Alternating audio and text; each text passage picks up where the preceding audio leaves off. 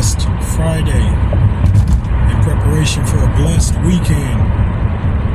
Off rip, forgive me, man. My voice is gone, man. I don't know what's going on, but I'm not gonna stop talking, right?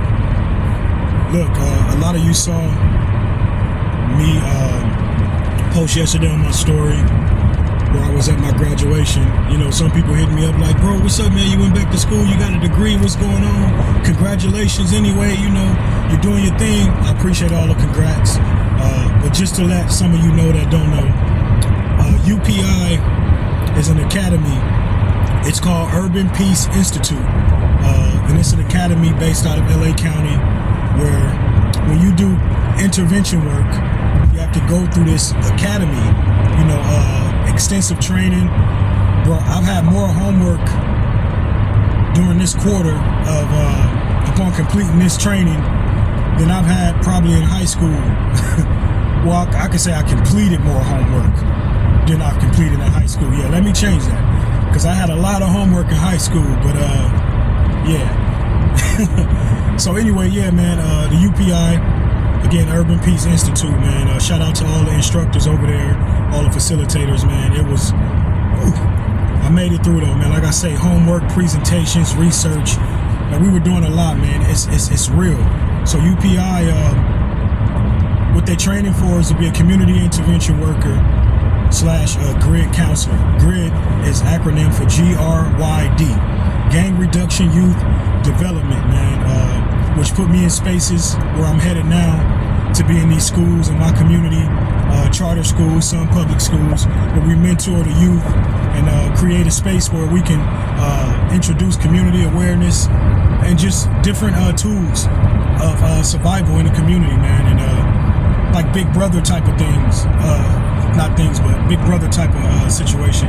But yeah, man, community intervention workers, the CIW. Other things we do is when there's crime scenes, when there's violence going on in the community, we have razors where we respond. We can respond. It's kind of like policing your own community, which you have to have an LTO to be able to do that. You can't just come in and, LTO means license to operate. You know, you have to have some type of influence in the community where you are.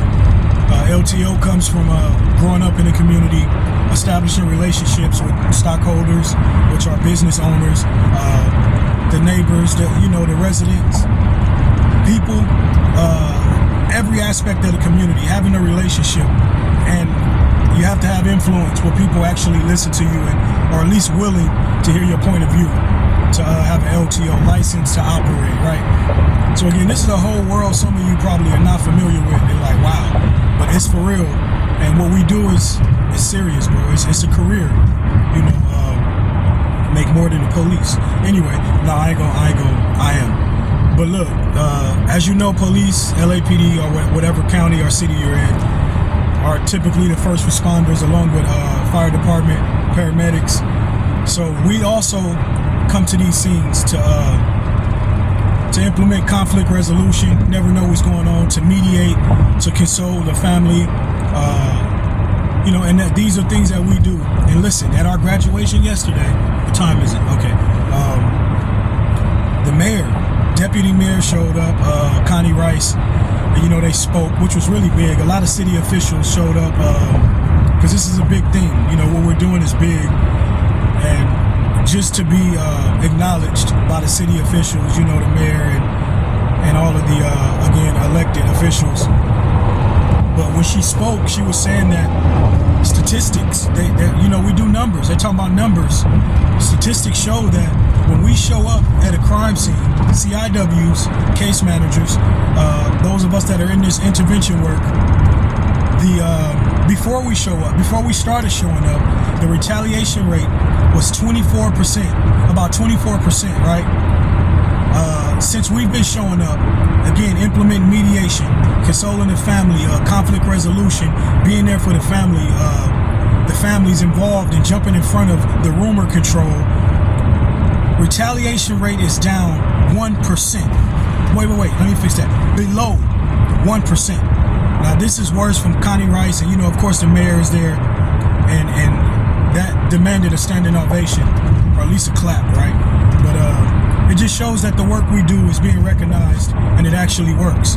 You know, we can police our own in the community and implement ways to resolve conflict, you know, and which our LTO gives us permission to do that, license to operate.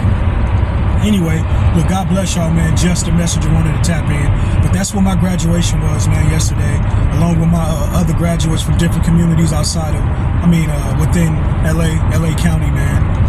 It was a great experience, man. I got to build some new relationships, and it was just, man, I couldn't make this up. The experience was just out of this world, man. Going to this class and really learning the professionalism that's attached to street intervention, which me myself, you know, I already got that. No, let me stop.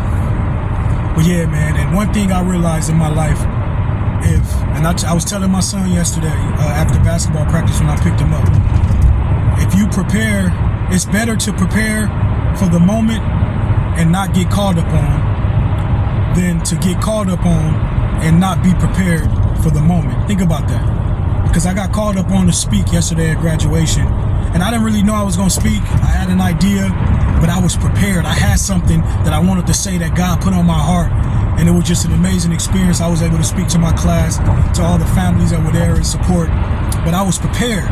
Now, if I didn't speak, it's cool, but I was prepared, though. Again, it's better to be prepared and not get called upon than to get called upon and not be prepared.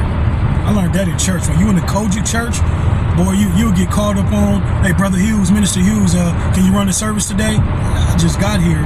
Or they'll be introducing a speaker. This person here is going to give us a song, and you're looking around like, oh, that's what's up. And then they call you. That, man, I learned